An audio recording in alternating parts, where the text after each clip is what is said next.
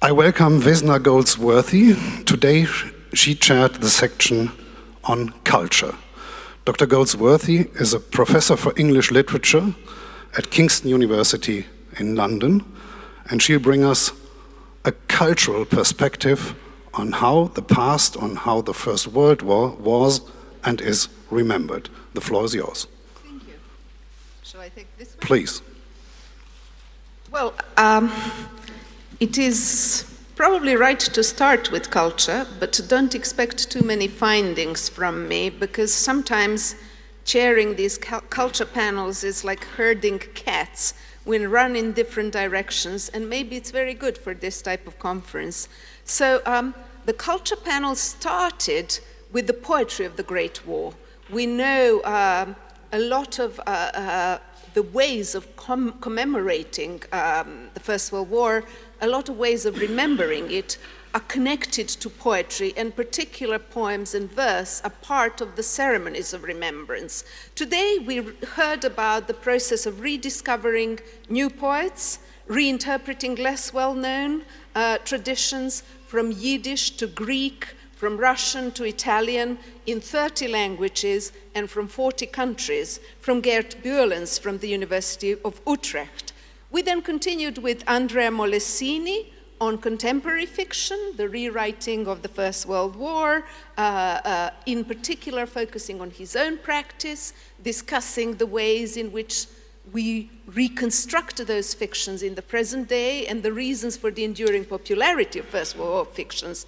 Edward Sirota, who runs Centennial, an agency for collecting and gathering Jewish memories and testimonies from Central Europe, presented a series of short films.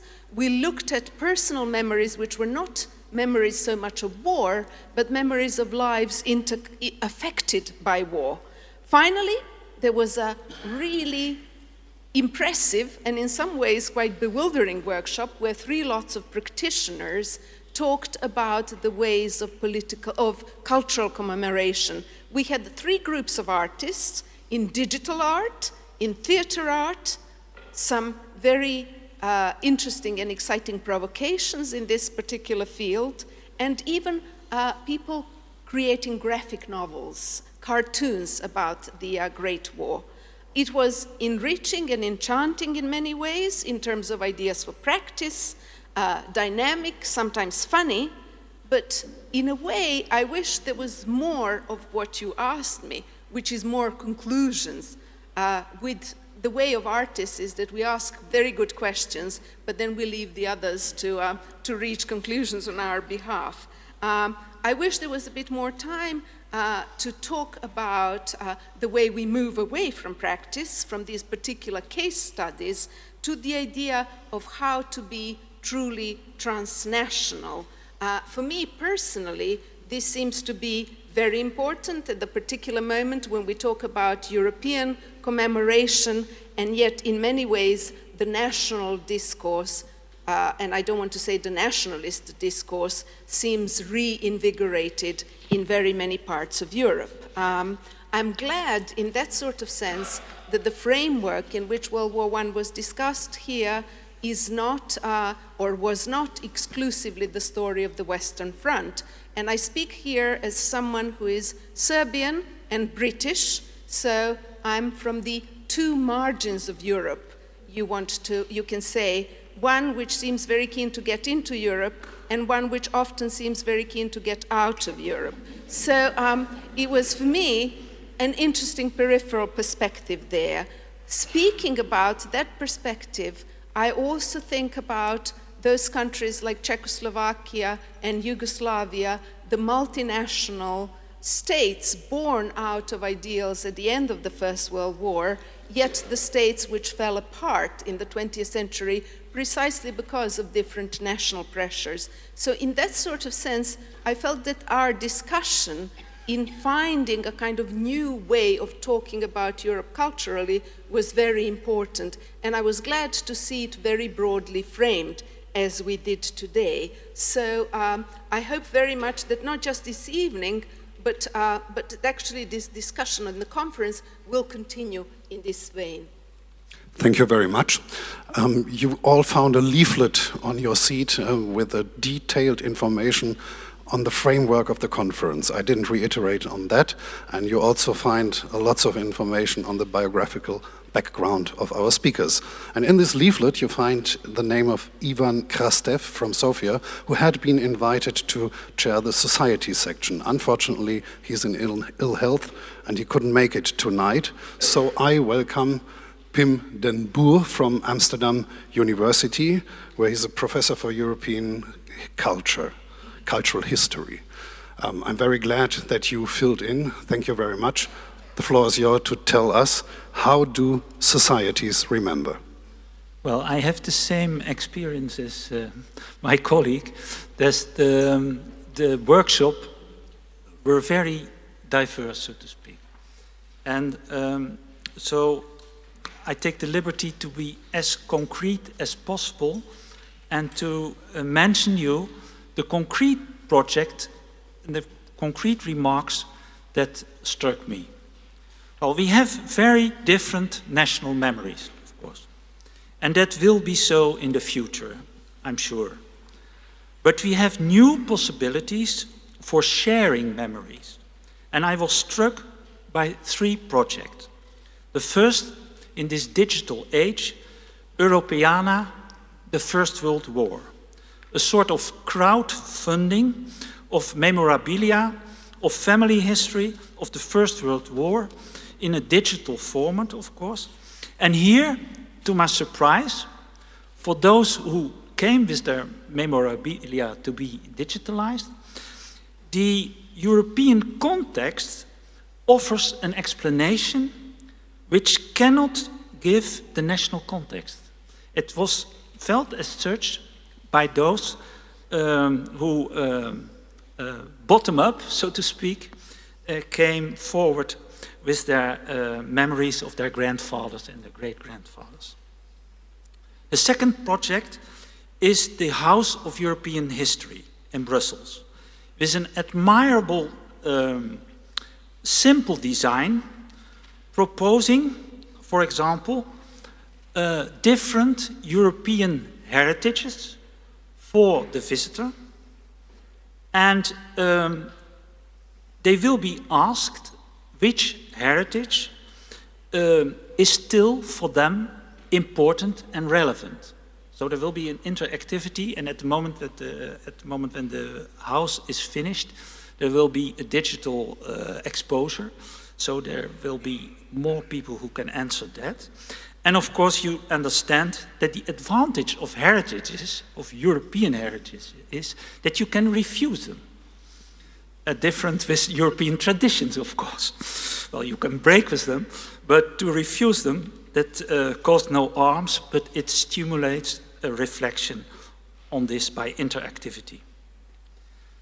And then a recent project, who I found very impressive, of the Ring of Remembrance, inaugurated in the killing fields in northeast France, with the names of more than 500,000 fallen soldiers in alphabetic order, so without reference to nationality, as in a medieval danse macabre, made equal in death. Well, we are used to the duty to remember nationally, and we are in general opposed to the injunction to forget, to oblivion, or amnestia. So Europe has to respect, this was, I think, the conclusion of us all, have to respect these different national memories. We have to live with them, but we could encourage shared commemoration. Thank you very much. There's an association of European history teachers. Its name is Euroclio, and its founder is Joke van der Leeuw-Roord. Today she presided over the workshop on education, and here is her summary. Thank you. We in our group had a lot of different presentations, but I think in the end we could really identify 3 elements which are very important to look at when we think about European remembrance, commemoration, history. The first was really to have a multi-perspective approach. The second was to go cross-border, and not only European, but even in a global level. And the third one really was to address the issue of memory. But then I would like to go a bit into that, because yes, we all agreed multi-perspectivity is what we need. But as soon as we started to discuss, it came clear that there is quite some difficulties with this concept, because we are not clear in what it means. Just giving voice to different countries alone is not necessarily multi-perspective. And the other point is that, yes, we can be multi-perspective, but not every perspective is of an equal value. We cannot say, okay, every issue is the same. We have to look at supporting evidence. Then there was the point, if it really means contradictory voices, but that would mean that we really would argue and have probably problems into the classroom. So, and the last issue related to multi-perspectivity was that we really know that many curricula in Europe do not allow such complexity and prefer simple national narratives. The second element was that we all agreed that we had to go cross-border and go beyond the national perspective. But again, what does it mean? How can you do this? You cannot simply include all perspectives, all countries in what you actually are trying to achieve. Again, there is little space in curricula to go beyond this traditional story, and it's not easy to. What we see is even that there is a tendency to go more national than, for instance, 15 years before. The element there we also thought, but there are solutions. And already Europeana is mentioned as a wonderful reservoir of digital resources, but also a project like Eurocleo's Historiana and other wonderful digital opportunities. We also saw that there are now issues with new media, which really are creative and addressing young people. And in our group, there were some very international projects which also allow to go cross-border. And then the last, but that cross-border also means that we really have to aware about the opinions of many, and perhaps that could widen for a future into a real European discussion, because now we felt sometimes that the big countries were a bit overrepresented. And then the last point, the memory issue. When we think about memory, it helps young people to personalize their idea to the past. It comes from the big structures to something they can relate to. And that, of course, is very important. At the same time, as we heard in your speech also today, we can connect by that to the more present experience. So that's a very important thing. And we had, of course, some very interesting projects about eyewitness accounts, where you could really see the potential, even using eyewitness accounts when they are not exist any longer, hologram presentations of that. But you have to realize there is a danger in doing that. Yes, it connects a student, but it also creates a problem for really critical questioning. And it's only a source, it's not the source, as people quite often see, because if people tell, then they know, they have been there, so they are really the true story, and that was, of course, a problem we have to look at. In all these issues, we realize that if we want to achieve these three elements, we have to help the people in education with training the trainers, training the teachers, and also to provide them resources and tools to really make it happen in classroom. Thank you very much for that insight on the reflections upon education.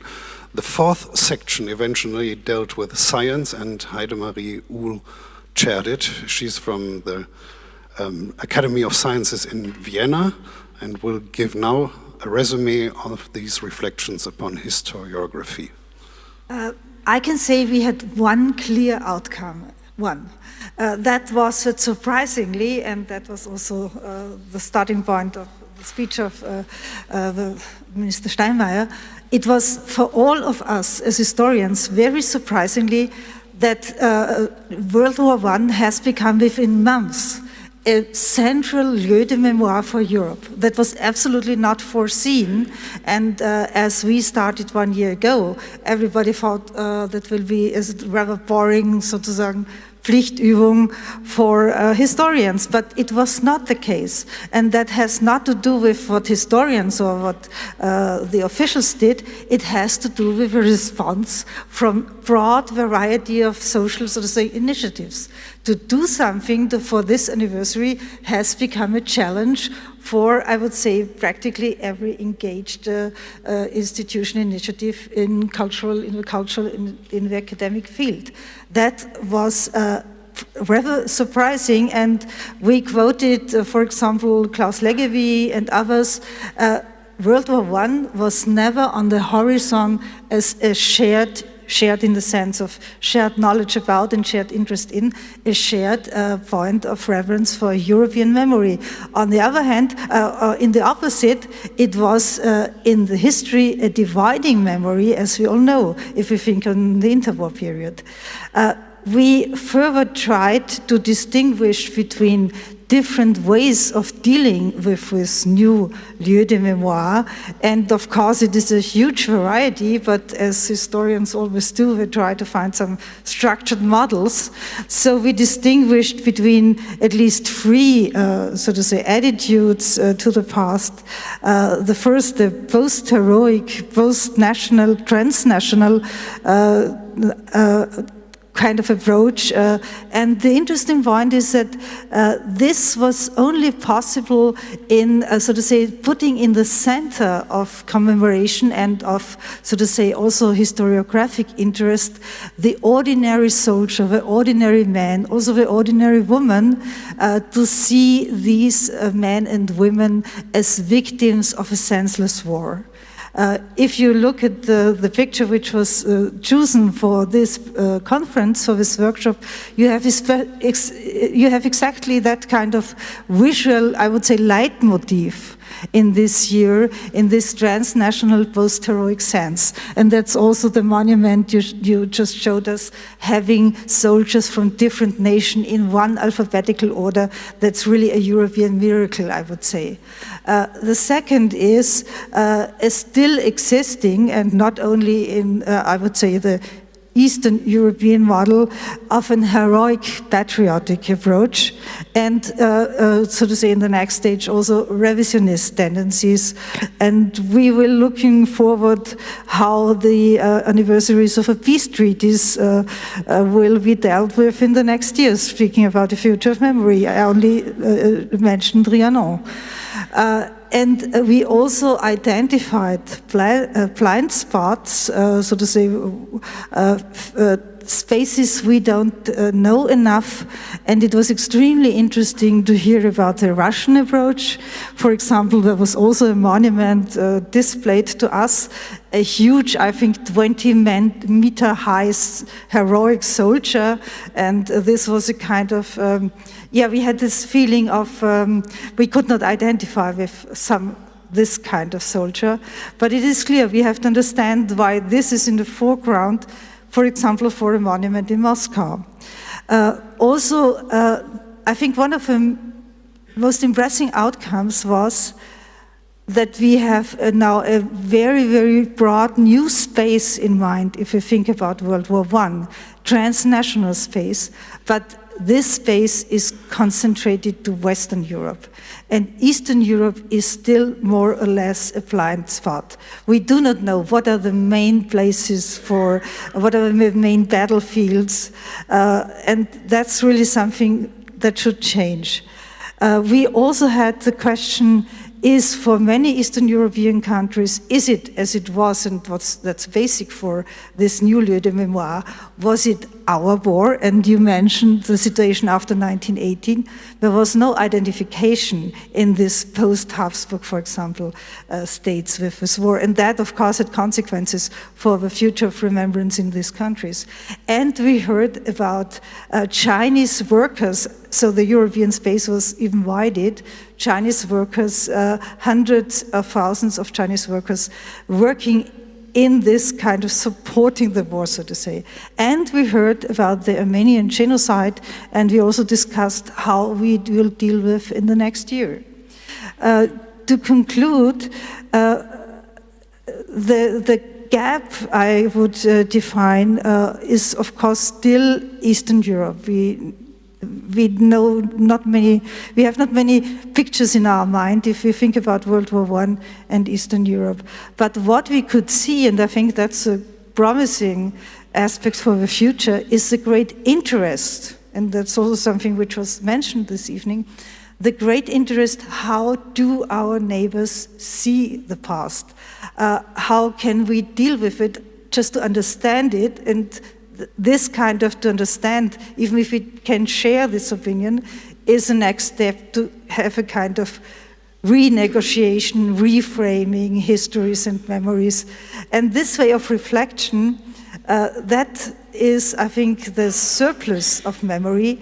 And as a personal remark, I think no year has been so transnational in the academic sense than this year, because each and every conference I know was not a national conference, but always something where colleagues from different countries have been invited to share opinions and to discuss and reflect about the given approach to World War I. Thank you very much for that panoramic view of what has been discussed today here. I would like to act a bit on that shadow light motif Minister Steinmeier has used in his address.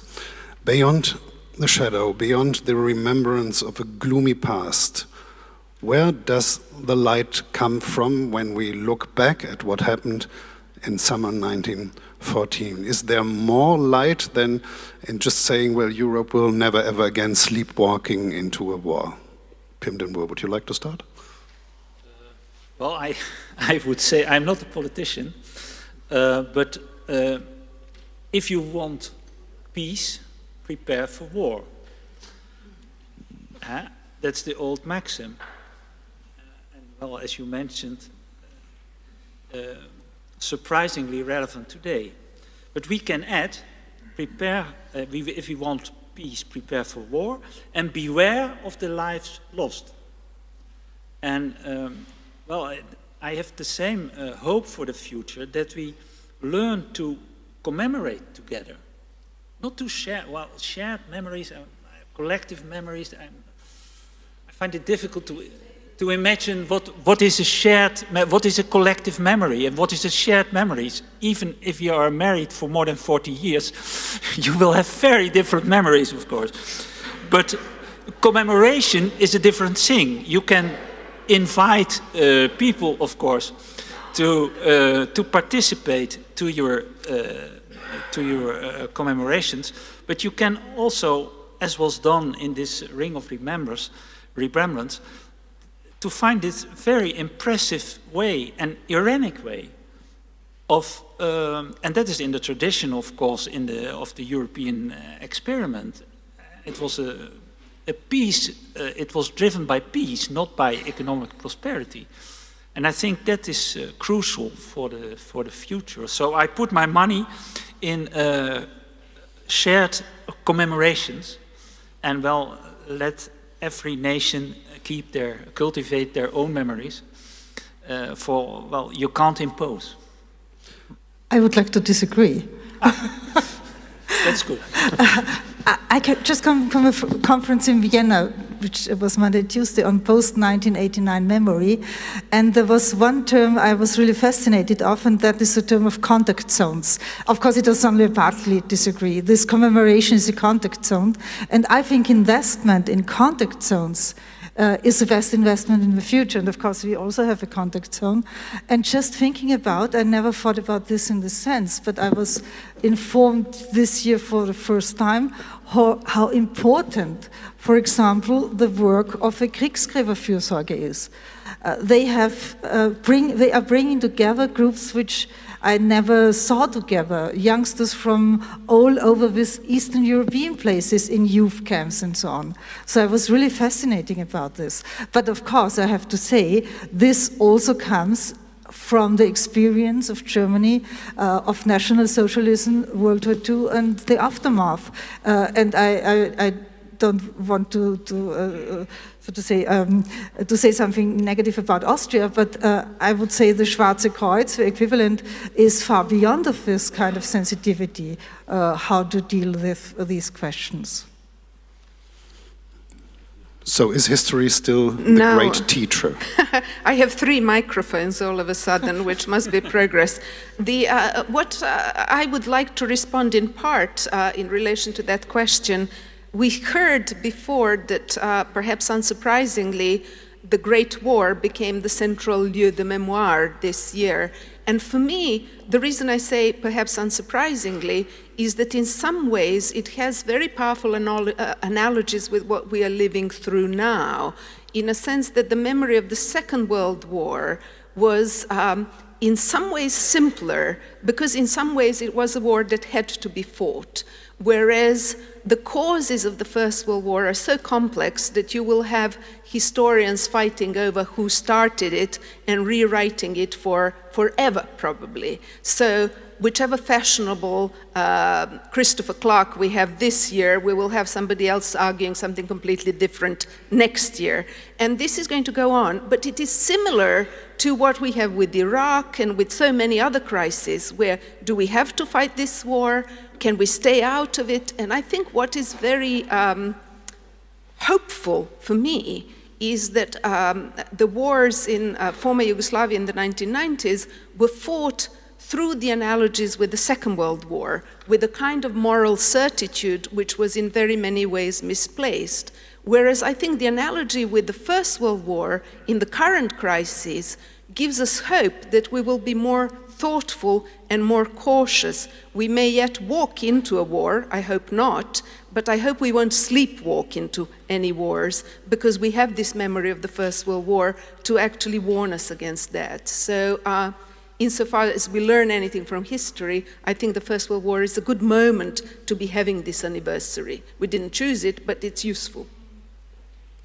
Yeah, and I thought about 2 issues. One is that you could really see that for a lot of people, history all of a sudden became interesting. There was lots of articles in the papers which were well read, and television series and whatever. And to be honest, if you work for history education, you see quite often a lot of discussion if it is a subject which is really relevant and if it shouldn't be replaced for other subjects. And this year you could really see, yes, it matters, it's interesting.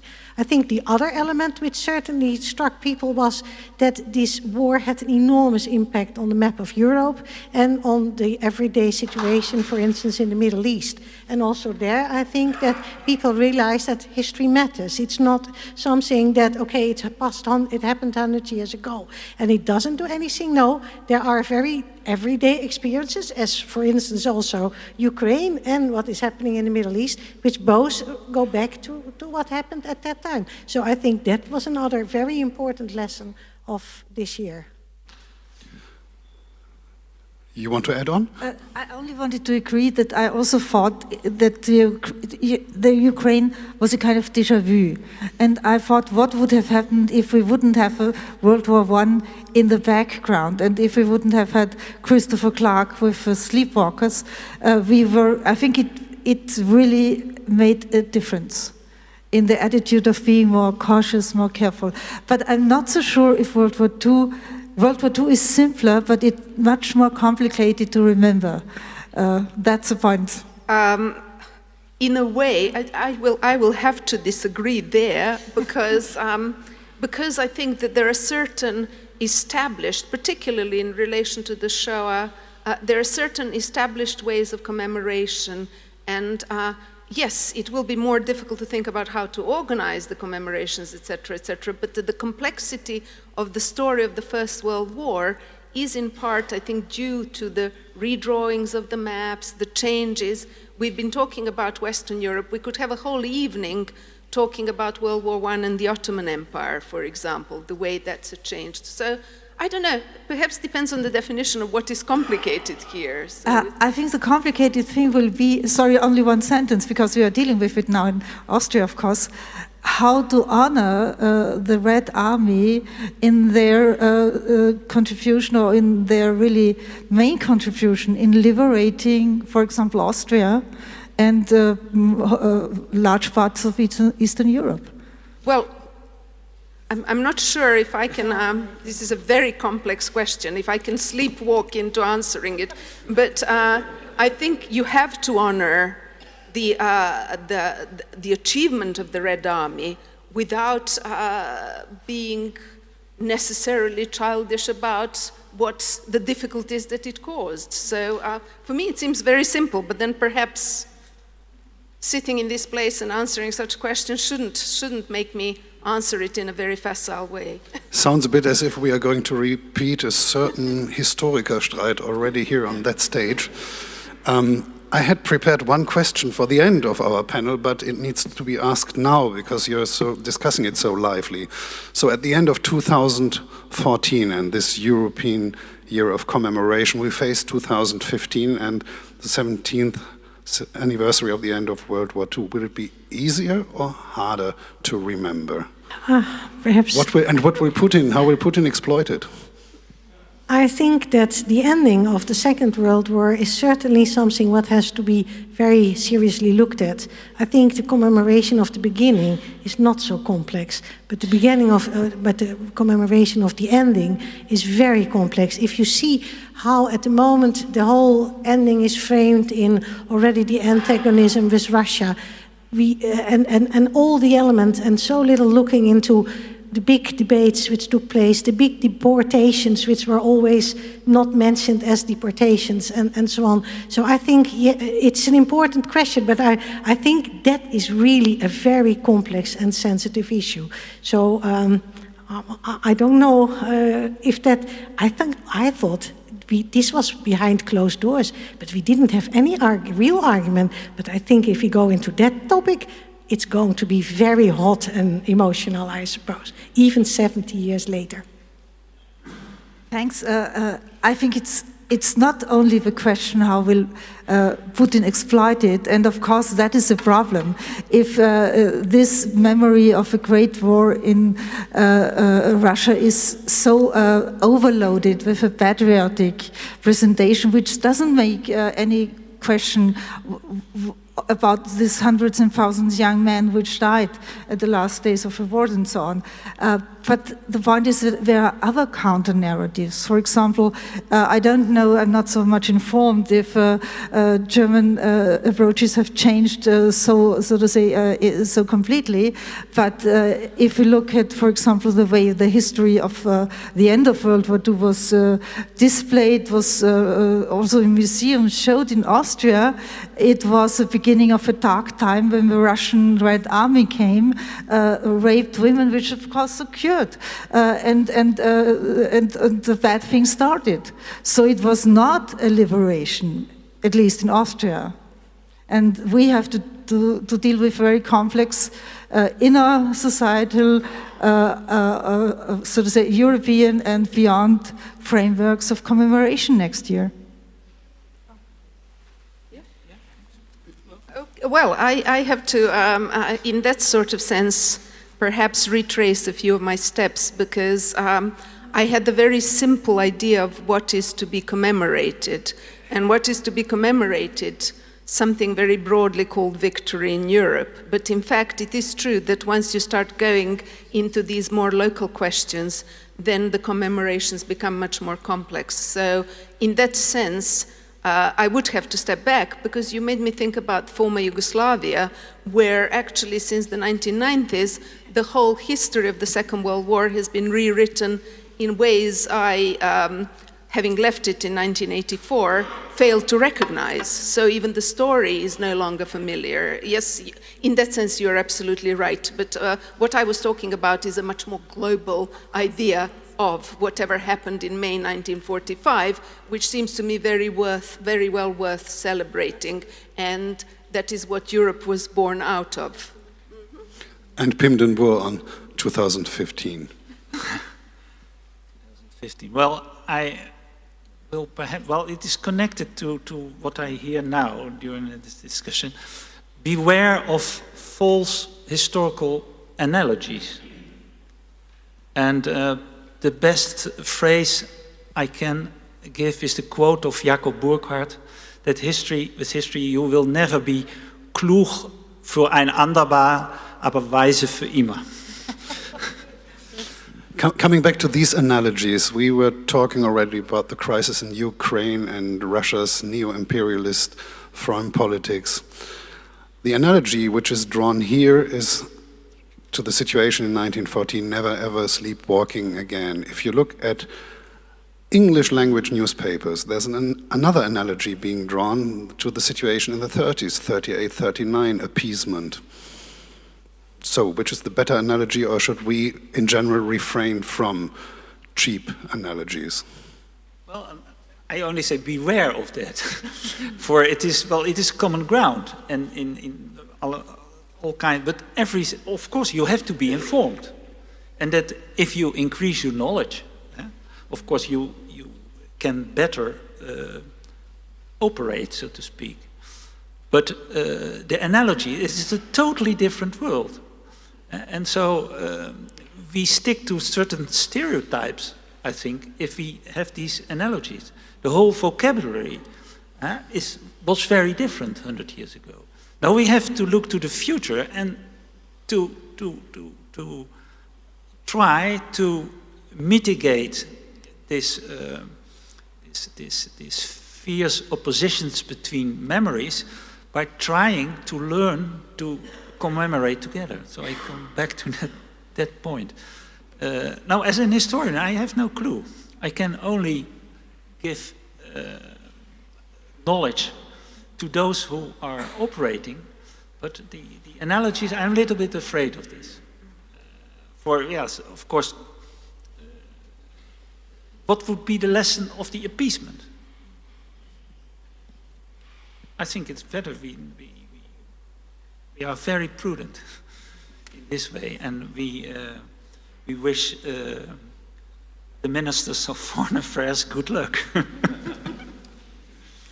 Yes, I was thinking about that too. I think that there's movements, there are developments which probably can point out to both periods, but I think that for the politicians, the responsibility of the consequences are even now much bigger than in 14 and in 38, 39. So I think that if I was a politician, I felt even much more complex what I could do, because if it ends up like those two periods, what is then the consequence for humanity? I have no idea. So as I agree with you, I wish all the people dealing with this enormous amount of wisdom to keep us safe and sound for the coming years. My analogy, probably unsurprisingly, will be with former Yugoslavia and the danger of making analogies. The former Yugoslav wars were fought through those kinds of analogies. Europe, the way it's constituted now with national boundaries, is in a position where each nation, however great and big and large and powerful, also has minorities elsewhere which are repressed and in very difficult situation. That includes Russia. Russia may be very powerful in one place, but actually has repressed and oppressed minorities by others in different corners of Europe. And you have to have a modicum of understanding for that, otherwise you will end up with people striking out, simply. So you have to be very careful in making any kind of analogy, and you have to have an excessive understanding for the movements that people are making in order to progress in any way. So if that involves speaking to Putin, I'm afraid I'm in favor of that. I fully agree. I think it became very clear that there's not one pan-European fit-all culture of commemoration, but I wonder whether there shouldn't be at least a small set of common, of shared assessment and historical judgments, a pan-European one. How could it look like? Or do you reject the idea? Especially if we talk about these differences between Western Europe and Eastern Europe. I think that's impossible to have a shared one narrative. But what is, I think, the European, beyond all of its diversities, and that's really new if you think about 10, 20 years later, that's a mutual interests in the idea of history and memory, which is, so to say, vivid, which is maybe discussed and negotiated in our neighboring countries. And of course, we are all Europeans. All European countries are our neighbors, so to say. I think that's a European sense. To have this kind, there is this kind of shared sense of belonging to something, yes? Yeah, I agree. I also don't see a common story, but I see that it's important to continue to talk to each other, to try to find out how this memory is built, and if necessary, also to challenge it and question it, because lots of the national memories are based on myth, which have very little to do with history and very much to do with belief. And if we want to continue to live together, we have to be able to talk about these issues. And this conference was, for instance, one of these places where we could do that. And I think that it was a fantastic advantage of this meeting today. And I will add one final analogy with former Yugoslavia. In the 1990s, I used to talk about what Freud used to call narcissism of small differences. In former Yugoslavia, we all pointed at each other and used to say, look how different we are from each other. I'm much better than you. And actually, there's sometimes in Europe this discourse of narcissism of small differences, but you need to be in this room to see just how similar we are. In fact, we're very, very little different from each other. We're very much alike. And you need to move to somewhere like Syria and look westwards towards Europe, and we really don't differ at all. There's a very common and very shared sense of what it means to be European today, and I passionately believe in it. So whatever I said that may differ from my panelists pales into absolute insignificance when compared to that.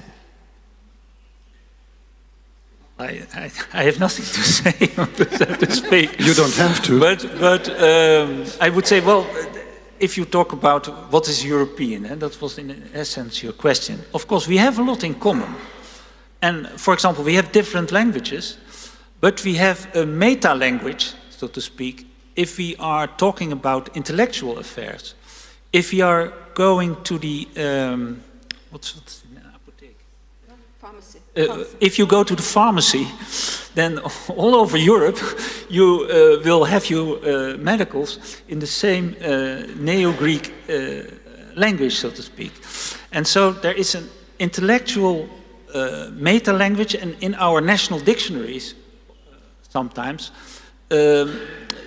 these common ground between not all European languages, but a lot of European languages, is very, very prominent. And so there are other user spheres, so to speak, in which we can have the idea that we have things in common. But talking about, you have not mentioned the word, a European identity, it will always be related to other sorts of identity. You are a sort of, how you would call it, a strange collection of different identities. You are a father, you are a son, you are inhabitant of a certain city, in a province perhaps, and in these different circles of identity, there Europe has a place. And well, there, I think you can prove that we have a lot in common. I don't believe that we are absolutely the same, everyone, but the European dimension, of course, which I prefer to transnational, is evident, I think. Now it's your turn. Any questions and remarks? Over there in the last row. Please identify yourself and tell us what you're doing. My name is Detlef Möser. I have a question about history books. I once took part in a commission about creating a common German-Polish history book for school, for pupils. And I know there's one being prepared between Germany and France. Do you think, all of you in the panel, do you think it's ever be possible to create or to finish a common European history book for, to get being taught in all over Europe? Thank you. I think this is a question for you. Yeah, I know that this has been on the agenda for many, many, many years. And to be honest, it's always been rejected. And some attempts which were carried out, there is even one book published in 1992, but it all ended in the same problems, that countries do not feel enough represented, they're not in the maps, and so on and so on. In 1997, when Germany had the presidency of the European Union, it was proposed again. And then, in fact, Euroclio took up the challenge, but said, oh, we will never do it via a book. But we try to do it, indeed, via a digital way, a big website, which is called Historyana, which will never be finished, which can continue and continue. But there we really try to create trans-border material, not only on content, but also really with all sorts of learning exercises. Thank you. Next question is over there. Heiner Benking. I'm since 23 years with the United Nations ECOSOC, Caucus on Global Issues and all these things. You see, I heard so many times the word complex, and it feels like we are very perplex. And when I remember Alan Kramer speaking yesterday without looking at India and Africa, South Africa, for example, he said last night, then we will not solve the problem. And then I remember maybe to really find some clues and not feel dumbed down, shouldn't we take our viewpoints out, as some traditions say? And I think when we look in a broader perspective, and there is a synchronoptical world history covering 6,000 years, really making sure which positions, which perspectives, which frames are discussed. And if we don't do that, then I feel we really have the problem that we fight over words and don't come to what we said before, real common and shared frames of references. So I think these negotiations has to go beyond words, and there are other cultures, oral cultures, other ways to represent. And isn't it time that the history people talk to the geographic people and the media people, because there are so many old solutions already there, we are not stick to our one perspective.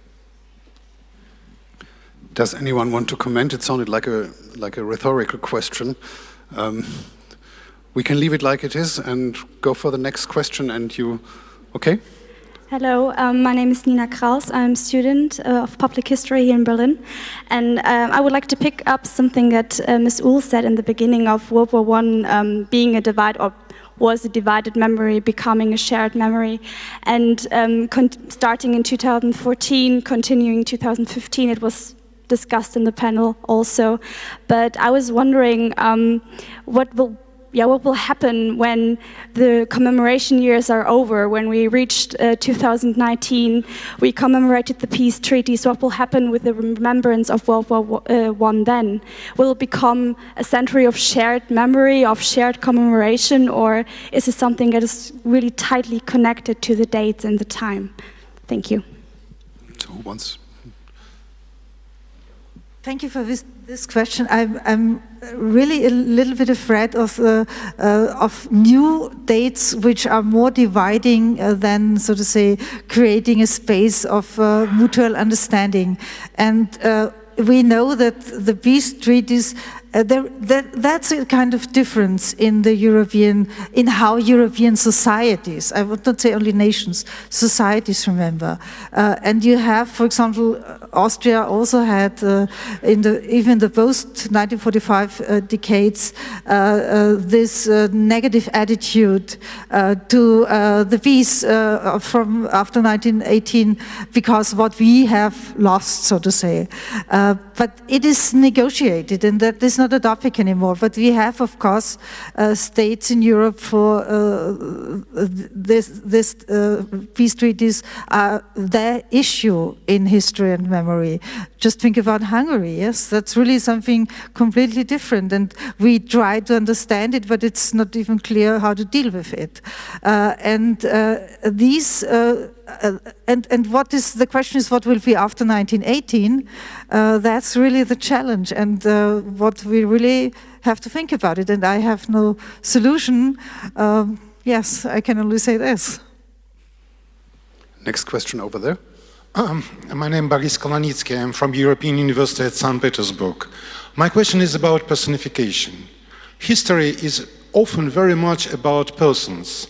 It's interesting enough that today we didn't mention Wilhelm II, or Nicholas II, or Sazonov, or Bethmann Hollweg, or Gray, or Poincaré.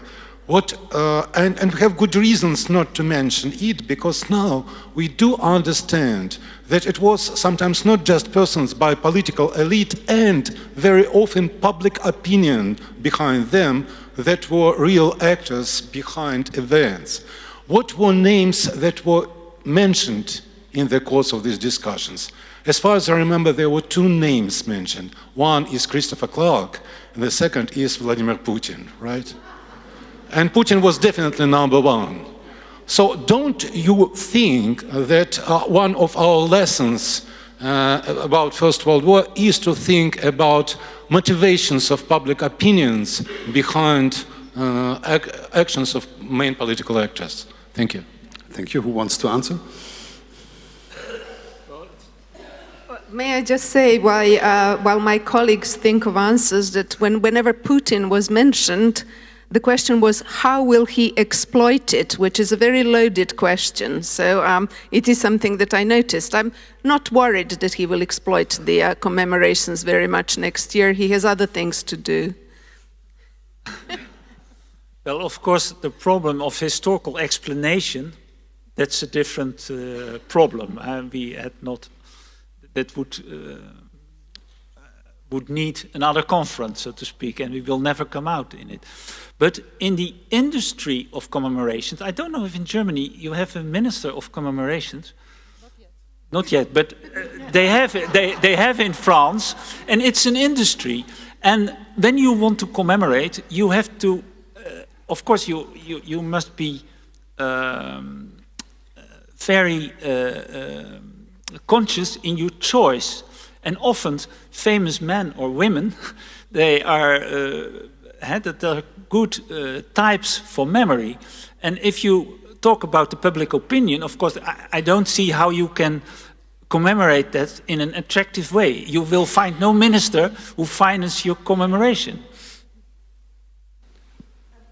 One additional remark. I don't know if I really if it is an answer. But the interesting thing is which names were not in the foreground in this commemoration year, and all of the big military names we know from military history, what we learn in the textbooks. It was not something which was in the foreground. It was really the ordinary man. It was the soldier. It was the women, and this is really, I think, the new tone, forgetting the history of the military, so to say, battlefields, and bringing into the foreground the history of society. It was really a kind of social history which came up with the diaries, with exhibitions, with all these items from the people who experienced it. And that's a new tone, I think.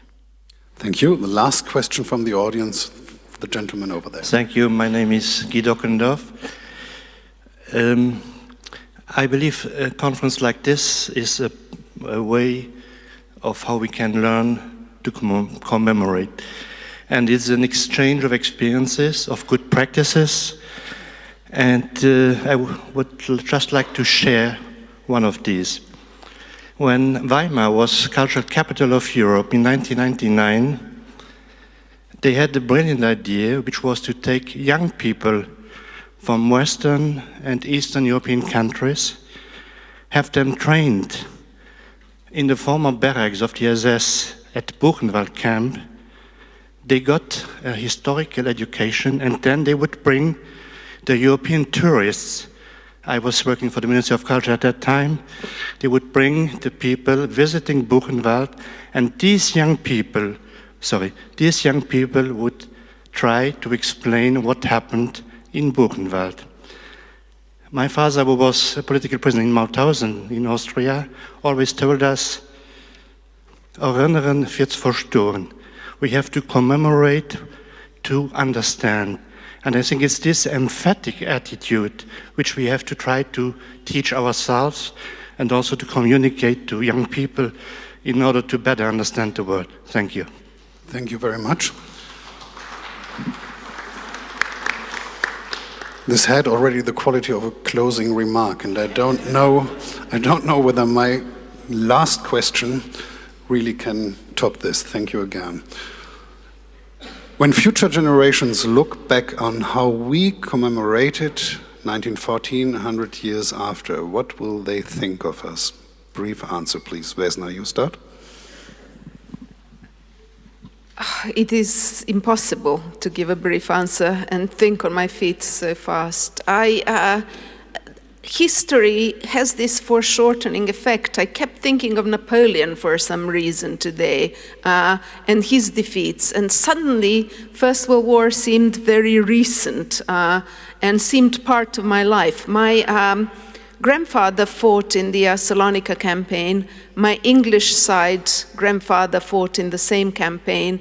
And it seemed as though that war had just ended. So I can't believe that we are commemorating a century. I'll need 2 centuries more to think of a good answer for your question. Oh, I have a very easy answer. They will think very poorly about us. There will be a new generation which will not be, which will judge, and they will be severe. I just think about what we as historians, when we are looking back 100 years ago at the end of the 19th century, for example, the idea of a nation, and I can imagine that future historians would think, how did this surprising miracle year of commemoration come into being? How can we understand that the picture of the past, of this, so to say, basic catastrophe of the 20th century has become such a point of historical interest for so many people all over Europe and beyond? Okay.